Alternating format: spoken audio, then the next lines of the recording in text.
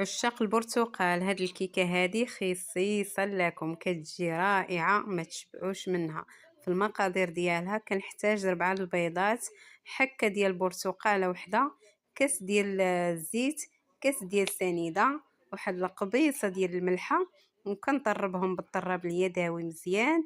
بعد ما كنطربهم بالطراب اليدوي كنزيد عليها كاس ديال الليمون برتقال معصر، وكنزيد عليها 3 ديال الخمارات، وكنزيد عليها 2 كيسان ونص ديال الدقيق، وواحد دانون فاني. المهم عطيتكم المقادير، تبعوا الكيكه، واللي بغاها يدخل عندي القناه. مرحبا بالجميع، وما تنساونيش الا وصلتوا حتى لهاد القيطه هادي ديروا لايك وديروا واحد الكومونتير زوين بحالكم لهلا يخطيكم عليا، وشكرا بزاف.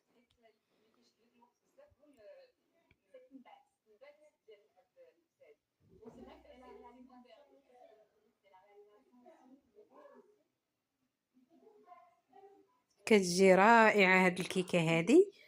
بالنسبه للفران راه ملي نديروها في المول كنخشيوها هكا في الفران، العافيه كتكون من تحت ماشي من فوق، العافيه من تحت. وكنسقيوها بواحد الكاس ديال الليمون معصر البرتقال، كتجي رائعه. بعد ما خرجتها من الفران دابا نتوما كتشوفوا غنثقبها هكايا، نثقب الكيكه كامله ونسقيها بالبرتقال، بكاس ديال البرتقال. راه كتجي رائعه هاد الكيكه هادي ما تشبعوش منها، تولي معتمده عندكم. وتزيين حسب الذوق، انا درت لها الكوك، ما درت لها حتى شي حاجه. هذاك السيرو اللي سقيت به، هذاك الليمون اللي سقيت به، هو اللي درت فوقو الكوك، ما درت حتى شي حاجه اخرى. نتوما كتشوفوا كتجي رائعه ما تشبعوش منها.